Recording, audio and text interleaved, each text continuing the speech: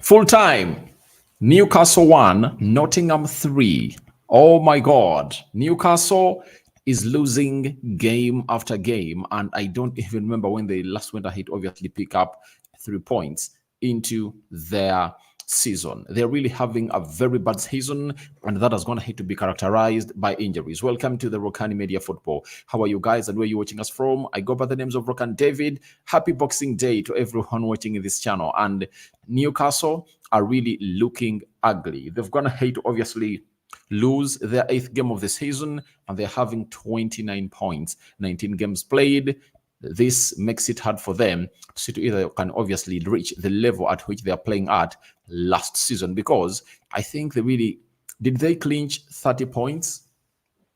Sorry, 70 points last season, if at all I'm not mistaken. I think they had 69 or 70 points, but it looks like it's going to be hard for them to obviously reach those levels again, as it's not moving a whole in their favor. So, Elanga, Chris Wood have been really very important in what Nottingham have gone ahead to really get today. Last time when they were playing against Bournemouth, they felt like the red card that was given to their defender was really very, very harsh, and they went ahead to lose that game by 3-2. But Chris Wood is really in elite form. He has gone ahead to score a hat-trick, and that hat-trick has gone ahead to see to it that he penalizes his former side. And it's really one of those moments that people are going to jubilate about, because, the injuries are really costing Newcastle, we all know. But sometimes when you take a lead at the side of Newcastle, you really need to give this team a little bit of respect, because you're really having an Elanga who is really a vibrant player, and he's ultra quick. This guy is ultra quick. I can confirm to you, he's lightning quick, and you've seen how it's going to hit to cause trouble to the side of Newcastle. Now, it all started in the 20th minute when this guy was brought down, that is Alexander Isak. Alexander Isak was brought down in the penalty area, and the referee was so close to where that foul really took place, and VAR went ahead to confirm that he had gone ahead to make a right call, and it was for Alexander Isak, and Alexander Isak was brought down. After him being brought down, the referee pointed into the spot, and guess what happened?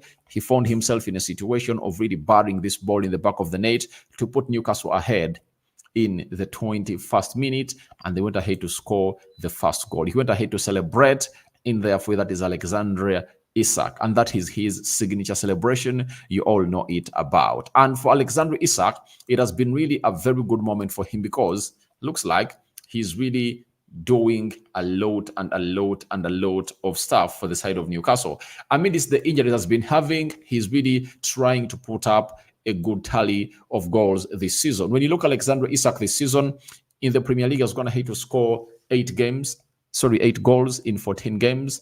And last season in 22 games, he scored 10, meaning that he's really getting there slowly by slowly. And that is Alexander Isak for you, 24 years of age. And he's really that kind of player that you'll obviously give a very good go ahead, and he's really firing all cylinders and really doing the needful for the side of Newcastle. But he took a lead, but that lead was really threatened some minutes later, and it was in the 45th plus the first minute, in the first minute of the added time, when this guy went ahead to obviously close down that lead and really said, no, we really need to obviously close it down. But with all those events, this is Sangare. He was really yellow carded for his foul. I think it was against who in the midfield? Was it against Bruno Gimares? Yeah, and it was shown a yellow card. Then Elanga got a very good chance, and the goalkeeper Debrovka came to saving it in there for you. And he also, this was the chance that he got, you see, well in here for you. And it was like Woods was saying, I've gone ahead to make a very good run. Elanga, why are you so selfish? Why are you not feeding me in? Guess what happened? He really went in for this shot. But for the first goal they score, obviously it was Elanga who fed him in the same manner that they survived in the 32nd minute. That's how they went ahead to concede in the 46th minute of the first half, because Elanga ran past them lightning quick and obviously put in a square to find this guy is called Woods, and Woods went ahead to bury it in the back of the net to make it 1-1 at the end of half time. And Newcastle really had a lot to do, but when they really came in through, before they obviously went ahead to obviously get back, see that double save. It was really Turner pulling up a very good double save in that game of football, and Newcastle wanted to obviously take a lead immediately, but it wasn't really possible. Then Anthony Elanga went ahead to obviously put in a very perfect close just 10 seconds into the second half, and it was really headed, but it never really went on target as you see it there. But another moment was created by Elanga. Elanga went ahead to release Woods, and Woods ran and went ahead to chip that ball past the goalkeeper to make it 2-1 in favor of Nottingham Forest. And Woods had gone ahead to put up a brace against his former team, and that is none other than Newcastle. And that's how Woods went ahead to obviously celebrate. As if it was not enough, on the day, Woods went ahead to score a third one. And again, I think it was Elanga who went ahead, obviously released him. So Elanga went ahead to put in some huge performances on the day, and he really looked sharp. And Woods never really needed very many chances to obviously do the needful and really do the needful. But we are having a story coming in from Opta Joe that you guys need to know. You know, we are a channel that is full of stats and facts. Now, Opta Joe have gone ahead and really profiled this guy, that is Woods. They've told us that Chris Woods is the fourth player to score a Premier League hat-trick against a side he has previously played for in the competition. And Andeko versus Newcastle in 1999, he was playing for Man United. Marcus Bent versus Blackburn in 2007. Then I think he was playing for Tottenham Hotspur. Josh King versus Everton in October 2021. Chris Wood versus Newcastle in 2023. That is it for Chris Woods, and is going to obviously put in a very huge shift. And there is another start that they went ahead to obviously bring to us, that is Opta Joe, as far as this guy is really concerned. And they told us the following about this guy, and that is Chris Wood. That Chris Wood is the seventh player to score a hat-trick in the Premier League on Boxing Day, after Thierry Henry in the year of 2000, Kevin Phillips in 2000, Robbie Fowler in 2001, Dimitar Berbatov 2011, Gareth Bale 2012, and Harry Kane in 2017. So he has gone ahead into the books that he's obviously firing up all cylinders. And the coming in of Nuno Espirito should be one of those moments that we should really give Chris Woods a very good reason for his performances, because the first choice striker for the side of Nottingham Forest has always been Aweniyi. You know that Nigerian striker very well, but Aweniyi went ahead to obviously get an injury and has been out, and they've been suffering. And it looked like Cooper, Steve, the former manager that was sacked at Nottingham Forest, couldn't find Chris Woods into the best scoring positions of the game. But this time round, he has gone ahead to obviously score a hat-trick. And I think he had a brace. No, not so. Let's see. When they are playing this other side over the weekend, right? I think he scored against Bournemouth, right? So he has 7 goals in 17 games. That is Chris Woods. So he's really putting up a very huge performance. And let me check well, how many goals did he score? How many goals did he score against Bournemouth? Because against Bournemouth, he was also on target. Against Bournemouth, he was also on target where they lost 3-2. So let's see. He scored one, right? And today he's going to hit to score 3, meaning that in 2 games, he's going to hit to really tally up to 5 goals. That is very, very huge for this guy. And he's really putting in performances that you're really appreciating. And for any striker or any number 9, the goals will always exonerate you. You either score goals and assists, or you put in assists.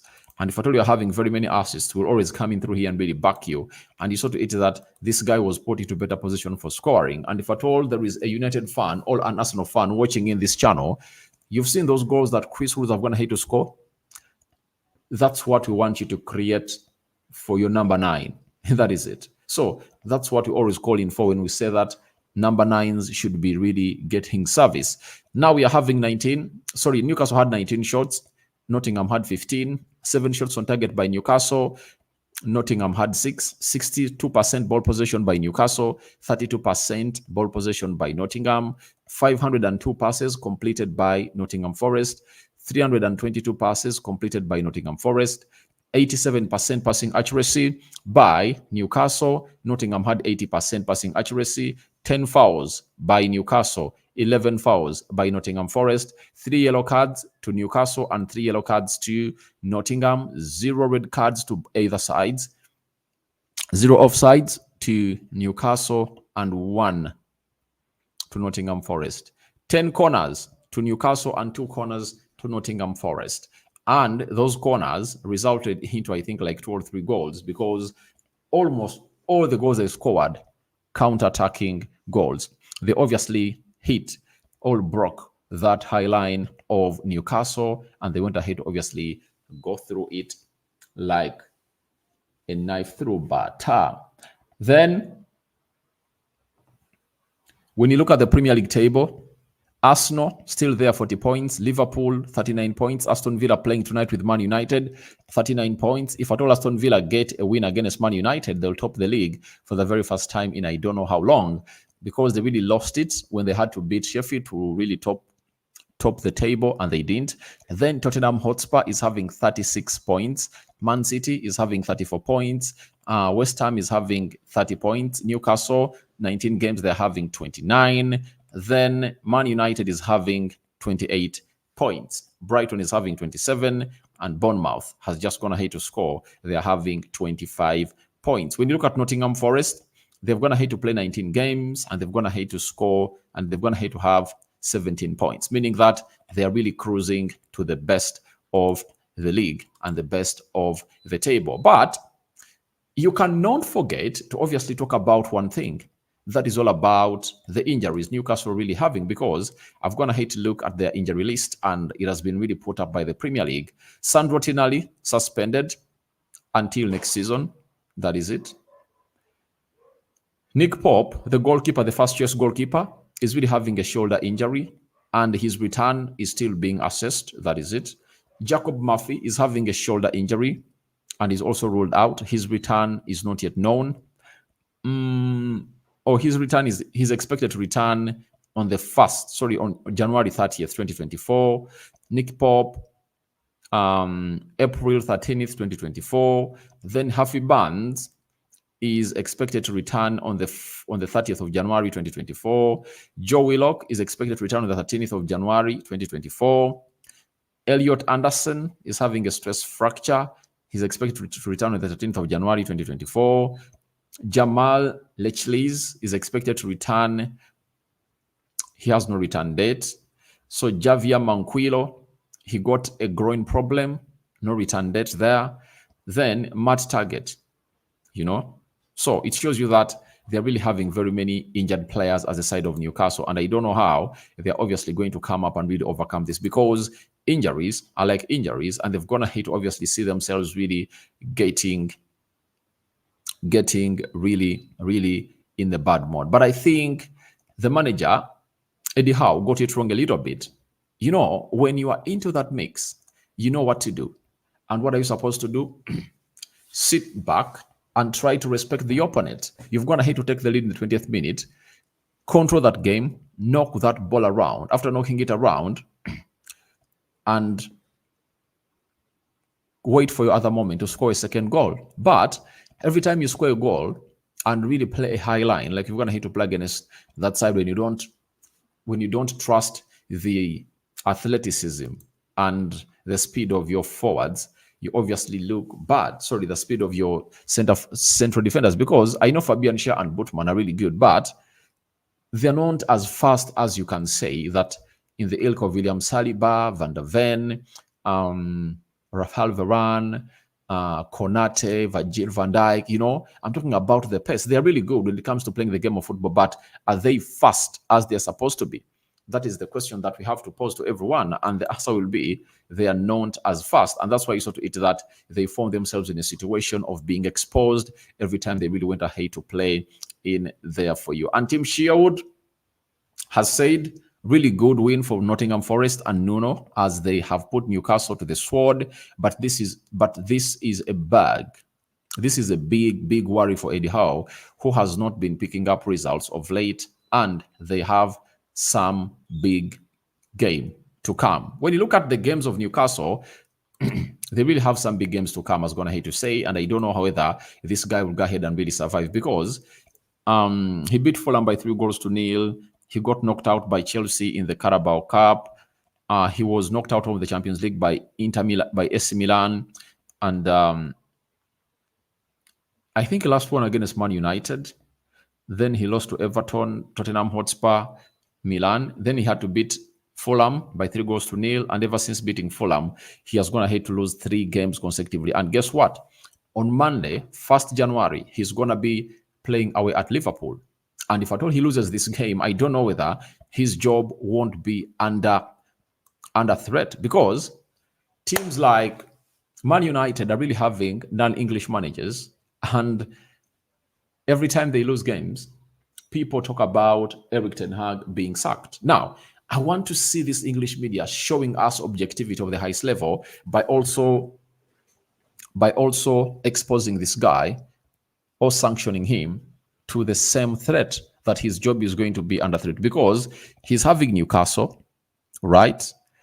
So he's playing Liverpool on the 1st of January. Then he plays out at Sunderland on the 6th of January. That is the FA Cup third round. 13th January, he's going to play away at Newcastle. He's going to host Manchester City. So then he'll rest for some 18 days, and then he'll return all 2 weeks. Aston Villa versus Newcastle. I think on 30th, he'll be having most of his squad back, and then Luton Town. I think those 2 weeks should really help him really get in players from other teams that can obviously complement his team and see to it that his team really gets to where it's supposed to be. But he's really having a very huge problem at the side of Newcastle. He went ahead to qualify for the Champions League for the very first time since 2003, but it has not gone ahead to work or to go down well for him in his all doings this season. This season has been really shaky for this guy, and that's why you see to it that he's gonna really get a very huge problem to raise up. I don't know whether they're going to back him in the January transfer window, because Newcastle is really having financial problems, and they need to obviously not violate the financial fair play, because we've seen teams that are going to hate to violate the financial fair play being fined by UEFA and the Premier League. Then we've been told that this was Newcastle's first Premier League defeat against Nottingham Forest. Oh my God. In the last 10 games, 7 wins for Newcastle and 3 draws, with the Magpies having won each of their previous 5 home meetings with Forest in the competition. In fact, Forest's last away league victory at Newcastle in the top tier came in October 1988. Oh my God. 1988. You get? A year less before I was born, right? Oh my God. It's really very, very, very annoying. Newcastle have lost the most matches on Boxing Day of any side in English league history. They've gone ahead to lose 49. So it looks like the past has gone ahead to haunt them, because it looks like they've gone ahead to really lose a very important game. So I don't know what your thoughts are about this game of football, but Newcastle have been humbled by the side of Nottingham Forest. And for Nottingham Forest, in their previous game, they went ahead to play where they lost 3-2 to Bournemouth. They really had a very good goal at it, but the red card really costed them the game. As Simo Joshua is called saying clear, all right. So Newcastle looks like he's not in the best shape, but they've gone ahead to win, and they are really looking bad. And I don't know how this manager is obviously going to overcome this. And if he doesn't, then he'll be sanctioned to a sacking. Because by the way, it took very many months for the Premier League not to sack any manager. But guess what? The first manager to be sacked was the manager of Sheffield. Then the second manager has been Stephen Cooper. Now, we are waiting to see who is going to be the third manager to be fired from the Premier League, because as it gets where it is, teams will obviously be very, very, very, very keen on what the results are really going in through, because a team can really let you mess up during the first half of the season. But in the last 19 games of the season, if you mess up and not give them the best they deserve, then they'll obviously come in through and really say you deserve a sack, you know? So Eddie Howe must really look a lot into his project, and if his bosses don't really back him during the January transfer window, he might find himself in a very worse situation, because injuries are like injuries in his vicinity of Newcastle, and his job is under threat. So guys, thank you very much for watching through. That was the little match reaction I had to obviously coming through and obviously give you a little bit. But there are other Premier League games being played right about now, and Luton Town is leading Sheffield by 1-0, and Bournemouth has gone ahead to take a lead at half time against Fulham. 1-0 in favor of Bournemouth. Liverpool is coming in through later, 20-30 hours. They're going to play Burnley, and their last game, they went ahead to obviously play against the side of Arsenal, and they drew 1-1. If Liverpool win today, they will be topping the Premier League table. That is it. Meaning that even if Aston Villa wins, they won't really take that chance. The only Aston Villa wins against Man United and they see themselves at the top of the Premier League table, they need to see Liverpool drop points, either drop 3 or lose or just get 1. And I'm having Tata Arsenal. I think they are playing for cheating. They're paying for cheating Arsenal. All right. Yeah, it might also be a factor, because there is the way God really does his things, and God always really rewards you in a way you don't think that he'll reward you. And he can obviously make you and take you where you deserve to be as a player or a team for the past. So if they are paying for their past deeds, I cannot really confirm to that, but all I can let you know is that they are really in a very worst state of form. May the living to God bless you abundantly. Thank you, Asimo Joshua, for watching through, and Tata Arsenal for watching through. Rokan David remains my name. I sign out for now. See you later. And may the living to God bless you abundantly. We out.